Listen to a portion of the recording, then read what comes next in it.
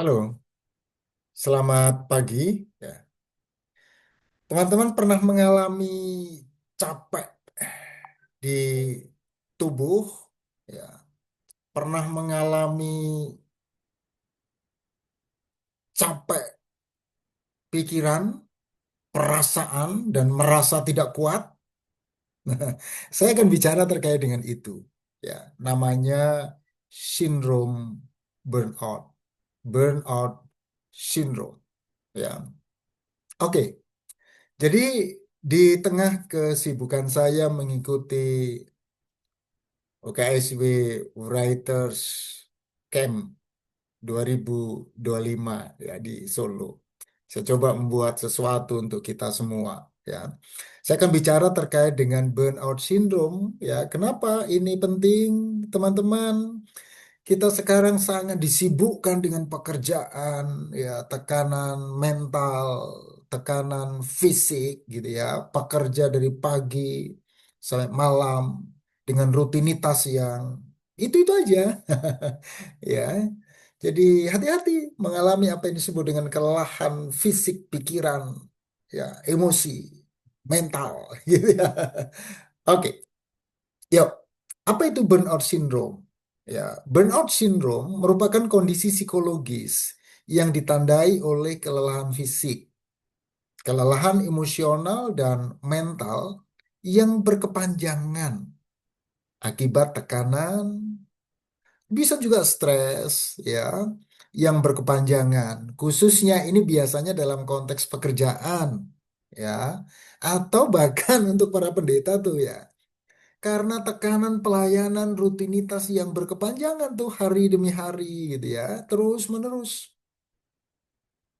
Ya. Nah, burnout syndrome itu bisa terjadi pada siapapun, ya. Tidak hanya di kalangan profesional, medis, sosial enggak. Bisa juga guru, bisa. Bisa juga dosen, bisa juga karyawan kantoran, bisa juga mahasiswa, bisa juga pendeta. Jangan-jangan begitu ya. Oke.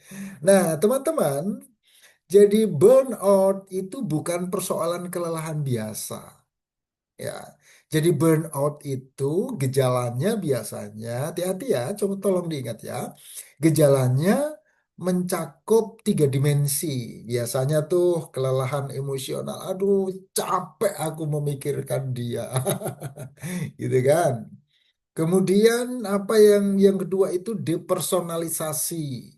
Sikap sinis terhadap pekerjaan atau penurunan pencapaian pribadi. Ya, oke, kita coba lihat satu-satu ya. Oke, kelelahan emosional itu bisa membuat seseorang merasa terkuras tenaganya, tidak memiliki energi untuk menjalankan tugas-tugas hariannya. Aduh, lelah karena rutinitas. Aduh, lelah aku karena tekanan-tekanan pekerjaan, ya, relasi yang mungkin kurang harmonis dengan teman sekerja, dengan teman sepelayanan. Ya, oke. Itu kelelahan emosional. Yang kedua, ya, penyebab burnout itu gejalanya ya gejala emosional dan gejala yang kedua itu depersonalisasi. Ini tercermin dari sikap negatif, sinis, bahkan apatis terhadap rekan kerja, ya, apatis terhadap klien atau pasien. Udahlah, dia nggak bisa diapa-apain tuh, biar aja lah. Nah, gitu ya. Oke. Yang ketiga, penurunan pencapaian pribadi itu ditandai oleh perasaan tidak kompeten, rendah diri, rendahnya percaya diri, tidak mampu mencapai penyelesaian pekerjaan secara efektif, ya. Itu tanda-tanda burnout, ya. Jadi kelelahan emosional, sikap sinis terhadap pekerjaan atau pelayanan, dan penurunan pencapaian. Tiga ya. Oke, lantas apa faktor burnout?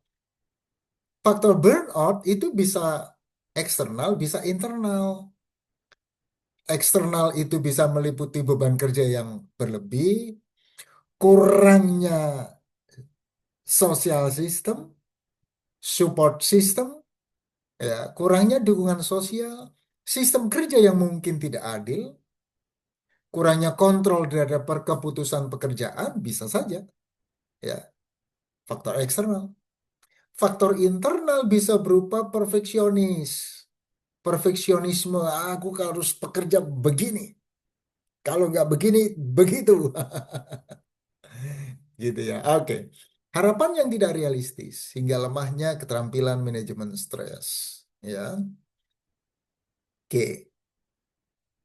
Itu penyebab eksternal dan penyebab internal. Ya. Nah, teman-teman, dampak burnout itu tidak hanya merugikan individu secara psikologis, tidak hanya menyebabkan kerugian individu secara fisik, tapi juga berdampak pada organisasi, berdampak pada komunitas kerja, berdampak pada pelayanan. Ya. Individu yang mengalami burnout cenderung mengalami penurunan produktivitas. Hmm. Hati-hati tuh yang sering absen, ya. Hati-hati tuh yang sering izin, ya. Memiliki risiko tinggi untuk mengalami gangguan kesehatan, tidak bisa tidur, jantung berdebar, gangguan kecemasan, ya, itu yang bisa terjadi menyebabkan kerugian pada individu dan kelompok kerjanya. Nah, lantas pertanyaannya, mengatasi burnout memerlukan pendekatan yang relatif tepat, multidimensional mesti. Pada tingkat individu penting membangun kesadaran diri akan batas kemampuan, mengembangkan keterampilan, ya, mengembangkan kemampuan manajemen stres, menjaga keseimbangan antara dunia kerja dengan pribadi, membangun jaringan dukungan sosial yang sehat, kan begitu ya. Di tingkat komunitas perlu ciptakan sistem kerja yang adil, mungkin perlu gaya yang agak fleksibel, kan gitu ya. Fleksibilitas penting.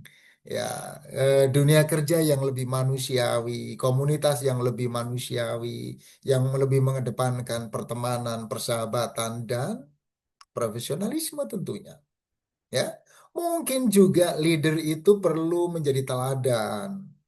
Ya, dalam menjaga kesehatan mental, menciptakan ruang aman bagi komunitas, bagi semuanya.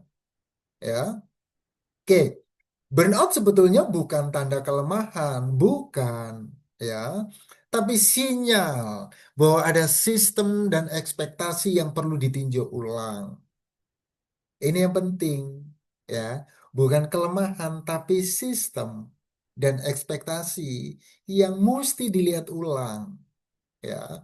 Apalagi kemudian sekarang di dunia yang sangat kompetitif, sangat cepat, ya.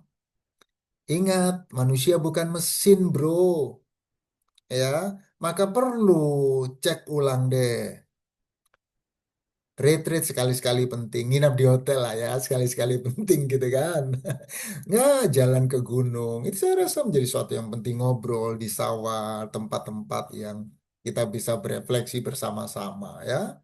Karenanya merawat diri bukanlah kemewahan, itu penting ya. Para pendeta ambillah waktu libur untuk keluarga, untuk kesehatan mental diri sendiri gitu kan. Ini bukan kemewahan, tapi ini kebutuhan ya. Jangan sampai kita mengalami burnout ya. Oke, dengan mengenali burnout secara dini dan mengambil langkah nyata untuk mengatasinya, maka pasti saya berharap tidak hanya menyelamatkan diri, tapi juga membangun budaya pelayanan yang sehat, membangun budaya pelayanan yang manusiawi, dan pasti pula membangun budaya yang berkelanjutan. Jadi hati-hati kalau teman-teman sedang mengalami tanda-tanda tadi itu, burnout, kelelahan fisik, kelelahan spiritual, kelelahan mental, ya, kelelahan emosional, kelelahan sosial. Ya, sebaiknya mundur, berefleksi, butuh healing. Oke, sampai ketemu di video saya selanjutnya dan jangan lupa subscribe ya. Oke, Tuhan memberkati kita semua.